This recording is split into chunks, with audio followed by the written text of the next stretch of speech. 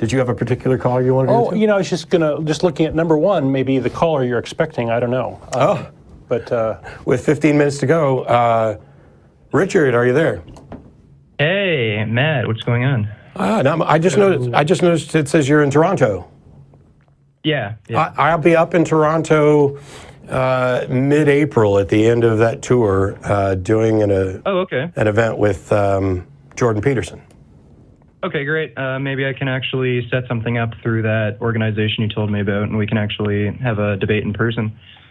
That's what I said to do. They book my stuff. So a lot of people are confused. They're just like, oh, Matt can just do whatever he wants and go book debates. I have somebody who's managing my schedule. I have a couple people who arrange debates. I don't just sit around and, let's do a hangout on YouTube or whatever, because I've got a lot of stuff on my plate, so I like to schedule them out. So I gave you that option. I can understand that. And you say you understand it. The audience may need some more context. You say you understand it, but you immediately mocked it and suggested... Okay, well, the thing is, it is in April. I'd rather do things quickly when they're still relevant, that's my thing. But I can understand your position, is what I'm saying. So I'd just like to ask you... Sure. Yeah, so I was actually going back and watching a few of the previous debates you've had. It's my understanding that you believe that morality is objective, at least to some extent, and you share a lot of the same views on morality as Sam Harris? Yes. As a matter of fact, I just said that a few minutes ago. Right. So Sam Harris says moral values are truths about the well-being of sentient beings. No. And... No? Well, I won't say no. The particular phrase that he used in Moral Landscape was thinking creatures, not sentient. Sentient isn't particularly well defined, because some people in some categories use sentient as anything that can feel pain, and others use sentient to talk about whether or not something has some level of cognitive reasoning abilities. So sentient label doesn't do me much good. Now, Sam at other times may have used the word sentient or not, but what Sam says or thinks about morality isn't in any way something I'm beholden to. So why don't we... Right. Sam and I, actually, when we were in New York last week, we talked about whether or not we were going to talk about morality and animal rights issues, and we decided that we didn't want to do it that night. We may do it at one of the other events, in part because I was supposed to do a video on what my views on the issue are, because everybody gets it wrong. And makes just outlandish claims about my views. Unfortunately, I've been in bed with the flu, so I haven't done that video. So you can ask me about what I think, but I don't care if Sam said something different. Right. Okay. So I remember it was during, it's an old video from August, but in that Atheist Experience live show, you said that your views on animal morality are speciesist. So with that, did you mean that it is okay to kill animals, and let's say in the context, needlessly when you don't need to? So if you're at a grocery store, if you have access to a grocery store, and you can either choose to eat a fully vegan diet, or if you choose to eat an omnivorous diet, it's okay to needlessly kill an animal for food just because it's a different species than you? Is that what you meant by speciesist? Yeah, so this is the thing what I mean about people arguing dishonestly, because when you say, is it okay to needlessly kill an animal, you are injecting all sorts of context into this. My position is really simple. I am not convinced that eating meat is immoral. Okay, well, there needs to be a context. I mean, if you needed to eat meat to survive, like if you were an indigenous person and you lived in a tribe, I'd say it is morally acceptable to eat meat because you need to survive, but you're obviously not in that position. You have access to a grocery store. You don't need to kill animals to live and be healthy. So I put it in that context, because that's so I don't accept the idea that need is the criteria. When I say I'm speciesist, I don't see anything wrong with that. Okay? What we're talking about is what rights we're going to extend. And rights are the product of thinking beings, and they are they don't exist independent. It's not like rights are out there, as some sort of naturalistic product. We grant rights, and we make decisions about who we're going to grant rights to and who we're not. There is. Sorry, go on. So, when I'm talking with people who are arguing for ethical veganism, what they tend to get wrong is I have plenty of objections to the way meat is arrived at in a number of different scenarios. I have objections to certain types of factory farming scenarios and everything else. But I don't think that eating meat is in and of itself immoral. Okay, well, I don't either. Cool. Like, if you find a dead animal on the side of the road and eat it, there's nothing immoral about that. Like, Right. Same with finding a dead human on the side of the road and eating it. That might be really weird. No, but there is it's something nothing immoral about causing that. harm. There is something immoral about that. What?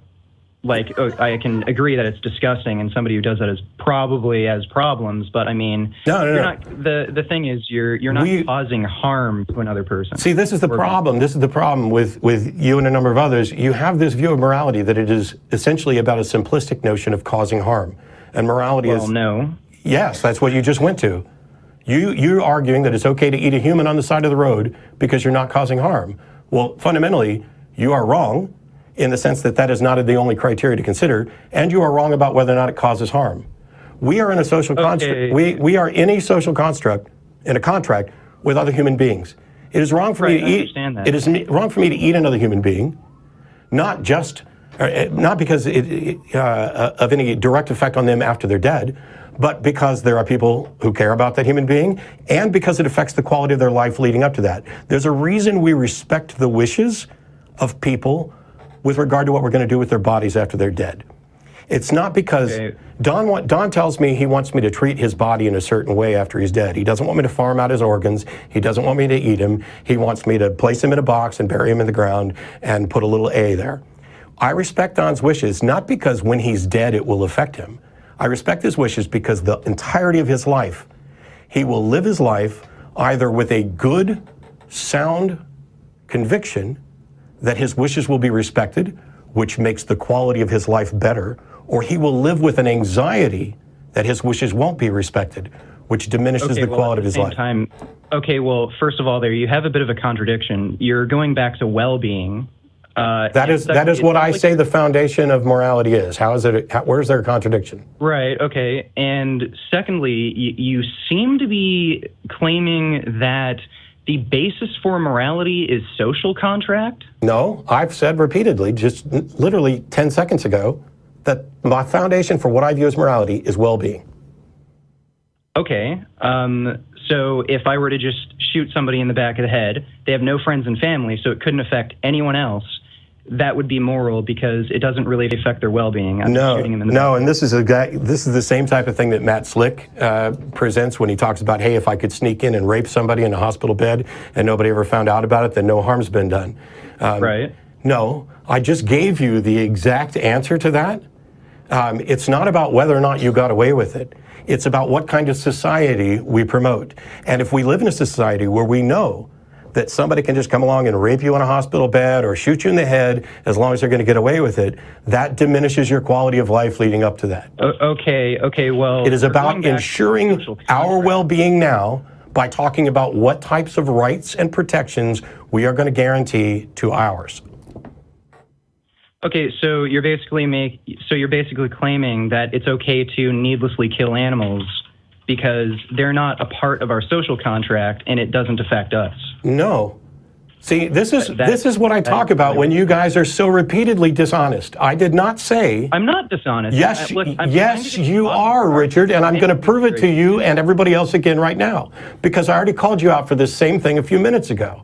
I at no point said that it was okay to needlessly kill animals. You cannot take... Shut up. Matt. Shut up. You cannot take my position and respin it and paint it with your poisonous, fallacious framing. I have not said that, so don't say that I said it. Okay, well, I think the problem here is we're not actually understanding the definition of what I mean by needless. When I say needless, I mean you don't have to go to the grocery store and pay for an animal to be killed to live a long, happy, healthy life. The problem here is not that I don't understand what you mean by needless. The problem here is that you are assuming that I am making a case for something being morally permissible when I am saying that I have not been convinced that something should be morally impermissible. There are moral obligations and there are moral virtues. And I am happy to acknowledge that someone who never kills an animal and lives their life that way may be more morally virtuous than me. Matter of fact, I'll say it now. I think they are. That is not the same as a demonstration that there is a moral obligation to not kill animals for food. Okay, well, moral obligation, that would require social context. So now you're back to talking about social contract. And if you're going to use social contract as an argument for why it's not a moral obligation to not needlessly kill animals, so go to the grocery store, buy meat, pay for an animal to be killed when you don't need to, then I could just say, well, social contract makes it okay for me to kill gay people in Saudi Arabia. Or like if we go back 200 or 300 years, then social contract allows me to own a slave. It's not a moral obligation. So do you think, well, goddamn, like Hitler didn't break any social contract when he was in power, like killing all those Jews. That wasn't are Jews people? Like, he wasn't violating any moral obligations. Are gays people? Sorry? Do they have well-being? Okay, well, are animals thinking and sentient and feel and have a will to live? It depends. It depends. Well, it depends, but cows, chickens, pigs? So are they able to comprehend rights? Are they able to comprehend moral obligations and duties? The fact that something the fact that something may not want to die is not relevant here. Just like when you talked a second ago, you immediately went to, oh, it's all about social construct, when I've explained to you several times that when I talk about morality, I'm talking about well-being. And when I talk about where I draw lines and why, it has to do with rights, the ability to understand rights, and the social contract we make and where we extend it to. I'm not saying, and you went to, oh, did Hitler do nothing wrong or slavery do nothing? No, those were wrong. They were objectively, morally wrong. The fact that people didn't realize it or care about it at the time is a problem, but that's something that was actually demonstrated, and that's why we changed. When you make the demonstration for your case, I will change. But you don't get to just sloppily run around reframing things to make it look like I'm saying let's kill animals willy-nilly. Okay, Matt, I'm not trying to sloppily reframe things. I'm trying to actually get to the bottom of your argument. I gave it to you. I am unconvinced that eating meat is immoral, and you agreed with me. Okay, so Matt, are you now saying that reciprocation of rights is required to give an animal a right to life? Reciprocation of rights is a part of being included in the category of who's going to be granted rights and why. Okay, well, animals do actually have rights. Like if you do they? Actually, the rights have been updated recently. I agree. Well, yeah, they do. That's why there's. I agree. Well, that's why there's actually punishment. I agree. Actually torturing animals. I agree. The fact that you extend rights does not mean that you extend all rights, does it? Do they have a right to drive cars? No, it doesn't. No, it absolutely doesn't. Right. So, this is the issue I have with your position. It seems like you're arbitrarily making a distinction between species without taking... It's not an arbitrary distinction. It is a recognition of differences in cognitive ability to understand, guarantee, and protect rights. It is about moral obligation because that only exists between thinking creatures. Okay, well, right. I don't have a moral obligation to a rock, do I? Well, no, it sounds like you're talking about reciprocation. Yes, I just said that a minute ago. Literally, we are at 6 o'clock, so get to the issue. Okay, so if reciprocation is the issue, then it would be, assuming our society was fine with, killing mentally retarded people. No, it's not about individual reciprocation. It is about categorical reciprocation. Wait, Matt. No. Wait a second here. Why should I wait for you to go down a rat hole that's not accurate? Well, listen. You're basing your moral outlook on two things. On what? Social contract and reciprocation of rights. No, I'm not. I'm basing my moral outlook on well-being. I'm basing my moral position well-being. Period. Well-being. Period. Okay. Well, do you think it's? I'm basing what rights are given based on the things that you just mentioned, including reciprocation, but not the individual ability for an individual to reciprocate, but the categorical potential for reciprocation within a group. Okay, well, Matt, if your moral, like if the basis for morality is well-being, then you should be in favor of veganism because it's not within the best interest, of animals to kill and eat them. So my basis for morality, with well-being as the foundation, is not about the well-being of any specific thing. It is about the well-being of us, of thinking creatures. Of those that are ability to consider. So, like, if there's a chicken running around in the yard. So, chickens, cows, and pigs aren't thinking creatures? Not in this sense, no. They have no cognitive ability to understand rights or object or anything else. Well, they don't have a cognitive ability to understand rights, but they do have cognitive ability. Like, they do actually have problem-solving ability for sure. And? Well, I don't understand. Like, you're moving the goalposts right now. No, I'm not. I'm talking about where we're going to draw the line. You want to extend the line way out to anything that can think and feel. And I don't think the line should be moved that far.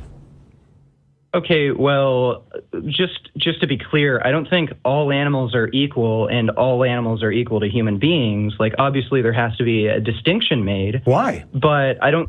Sorry? Well, because they are thinking beings that can experience pain and suffering and they have the will to live. That's why we grant the right to life to humans. No, it's not. Since a lot of these animals... It's not? It's not. We don't grant the right to life to humans just because they want it. Well, no. So now we've acknowledged what you just said was wrong. Well, no.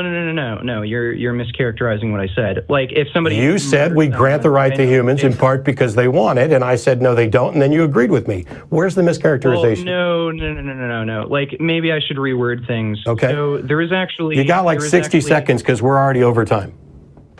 Okay, well, Matt, as far as I understand, you keep kind of you keep going back between two positions. You argue from a social contract perspective, then you... That is about rights. Well-being is the basis for... Well, you just claimed well-being is the basis for morality, and then... Yes, I did. It's like you can't hear me, Richard. Well-being is the basis for morality. Okay. The other thing that we were talking about was rights and what we extend to rights. That's independent from morality. They are tied together in some aspects, but well-being is a basis for morality. I'm not going back and forth between two things. There are two things. There are what is moral, and there are what rights do we extend and to whom. Okay, so it is moral to not kill and eat animals. You'd agree on that aspect? Is it moral to not kill and eat animals? Sure.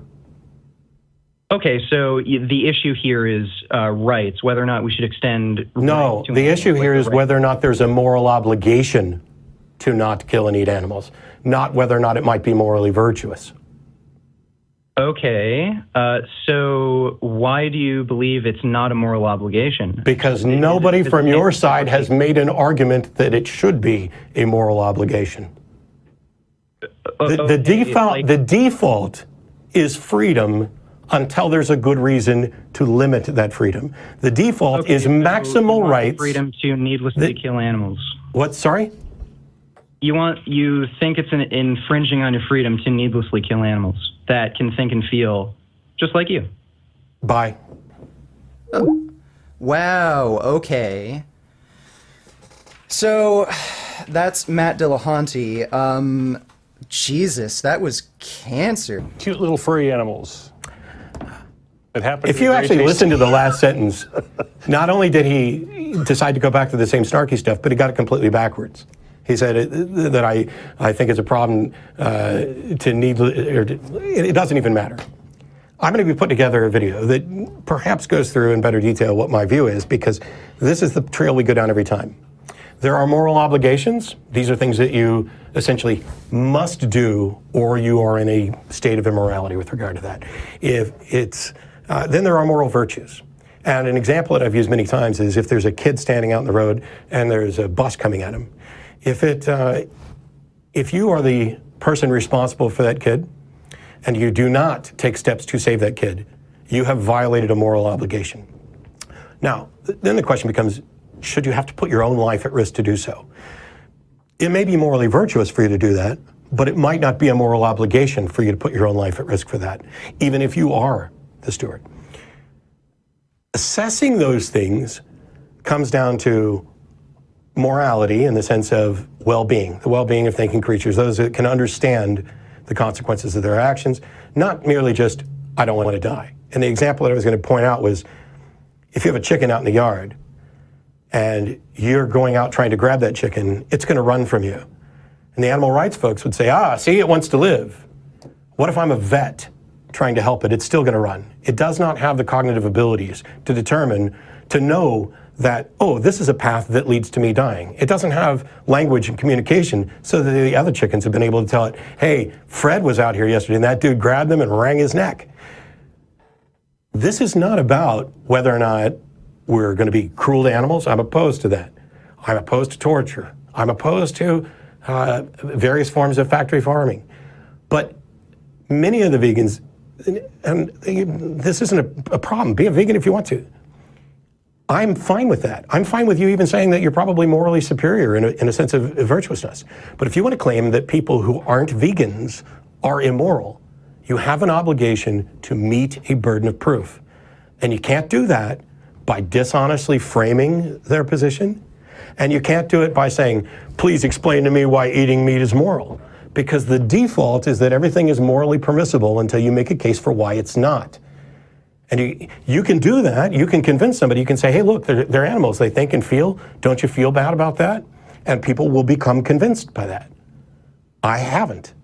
I don't know what, in the 15 years or so almost that we've done the show, 2 or 3 times a year, somebody will call in about veganism, and we'll have a discussion. And the thing that's plenty. The thing that people don't seem to grasp is they think they understand what my position is based on me arguing with that person. And what's really happening is that person presents a flawed argument, and I point out why I don't agree. And so if you do a rebuttal to one of those things or something like this, you haven't rebutted my position. You have objected to a rebuttal of a bad position. I could actually be an ethical vegan and make the same objections to the flaws in your reasoning, and the fact that you are dishonest in argument, and the fact that when this individual who called, by the way, the quick background, decided to do that, make a video, he starts off by poisoning the well. Well, actually, he starts off beforehand by calling this essentially absolutely retarded, what I was saying, and then puts together a video. In the first minute and 45 seconds, he says, I've got to warn you, this is really, really bad and everything else, which poisons the well. In the same way that he poisons the well when he asks, it's like, hey, why are you okay with beating your wife? I didn't say it was okay. Well, you haven't said that it's immoral to. Would you like me to say it is immoral for me to beat my wife, unless, of course, she asked me to, and then I have to do it within certain frameworks and contexts, and I, do no harm, etc. But put together a video, and then 4 or 5 or 6 or 10 of the acolytes start coming on and saying, Matt's afraid to debate VeganGains. Well, as he noted, I gave him the contact information for my agent and told him how to schedule a debate. That's how things work. I don't live in the YouTube world, and I don't debate in the WWE circles. And so running around telling me how much of a coward I am, or calling in to talk about dishonest framing of my positions so that I want to just needlessly kill animals who feel stuff. All you're doing is embarrassing yourself, and it has absolutely nothing to do with the atheist experience, with whether or not there's a God. It is just a weird derailment when I hold no ill will towards anyone over what they eat and have never pretended otherwise. All I have said repeatedly is, I'm not convinced that it is immoral to eat meat, and he agreed. That's it for this week. See you later. Bye-bye. Atheism is not a moral stance. It's just you don't believe in God. You can be an amoral nihilist atheist. But to Matt Dillahunty's brand of atheism, to the atheist experience brand of atheism, it is absolutely directly related. Matt has made a career arguing for secular moral value, for objective secular morality. Criticizing non-theistic morality is a common argument from leading Christian apologists, and it's their strongest argument by far. The argument basically is that we cannot have morality without God, that without some sort of objective lawgiver, that any sort of human morality breaks down into mere subjective human opinion. If this is true, if the apologists are right, of course it doesn't mean that God actually exists, but it does mean that the new atheists are no better than theists who use faith as an excuse to base moral values on personal intuition. If Matt's dismissal of veganism relies on his claim that he draws an arbitrary moral line at species, and it does, then his position on secular ethics is demolished. It's reduced to a subjective appeal to arbitrary personal whim, meaning that the Christian apologists are right about atheists, or at least about Dillahunty-style atheists. Point is, I think that explanation and discussion of this should have made up the bulk of Richard's response. Matt does have the burden of proof here because he's trying to have his morality and his subjectivism too. He's been a vocal advocate of secular ethics, and as I showed before with those clips, he's argued that it can be objective. But unless you make the conversation about that specifically and challenge those arbitrary lines Matt is drawing, and you do that on the grounds of other positions he's advocated, there's really no foothold here. Matt was very careful to avoid taking on the burden of proof by saying that veganism is wrong. He doesn't say that at all. What he does say is that he's not convinced. If the caller didn't come prepared to talk about how veganism is relevant to the atheist experience, to Matt Dillahunty, style atheism, and either come with his own proof or show how Matt had the burden of proof, then he really didn't come prepared to argue for veganism in any sort of relevant context to the show. Calling out somebody because they eat meat, just seemingly randomly in some random place and time, it just comes across as preachy and obnoxious. Again, it is absolutely appropriate to call into the atheist experience and talk about veganism, but really only if you are willing to talk about their so-called objective morality and show how it breaks down when they start drawing these arbitrary lines that exclude consideration for sentient non-human animals. You have to focus on the claims that they've made and show how those are inconsistent with the speciesism that they've accepted. Unfortunately, the caller did not do this, and Richard doesn't do it either. Questions of personal responsibility. He's dividing morally relevant actions into virtues and obligations in order to excuse himself the responsibility of being a better person when he finds it inconvenient. Now, there is something to be said for the amount of risk and effort that you put into something versus the payoff in terms of harm reduction and the good that comes out of it. We want to be effective. We want to get the most out of our altruistic efforts. But when it comes to veganism, any sensible evaluation of effort and risk versus payoff definitely does not help Matt's case. Veganism is very doable for most people living in the developed world, and it's even easy if you take a gradual approach, transitioning over a number of months or even years, and it has the largest payoff in ethical terms of any lifestyle change that you could make. There may be certain people who can't do it for various reasons under various circumstances, but that doesn't excuse the people who can't do it from the obligation. And transitioning to a vegan diet obviously does not put you at risk in the way that stepping in front of a car does. Veganism does not need to be nutritionally superior, it only needs to be equal or at least not so dangerous as to put our lives at risk. This isn't an oncoming truck. It's changing habits and it's a bit of a learning curve. Something that should be super trivial and super easy for someone as intelligent as Matt. Someone who wouldn't be persuaded by the shitty vegan diets like Fully Raw and Raw Till 4 and Starch Solution. Matt isn't making an appeal to futility fallacy, he's making a tu quo que fallacy in order to justify his own arbitrary lines by trying to show that vegans are drawing arbitrary lines too, just at a different place. place. The caller didn't have a good response to that, and neither has VeganGains when he's been challenged on that in debates. His trademark mishmash of moral subjectivism and appeal to nature, along with his personal arbitrary lines that just so happen to establish veganism as the moral baseline, doesn't really work, and ultimately makes him a really bad person to argue against someone like Dillahunty, because they're both doing the same thing.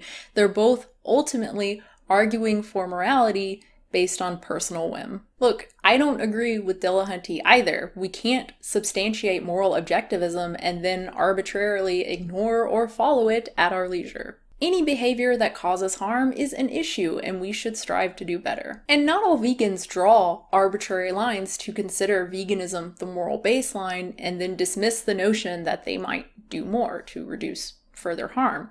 But even if they did, it still wouldn't excuse Dillahunty doing the same, just with a different set of arbitrary lines. Point is, tu quoque is not an excuse for moral subjectivism.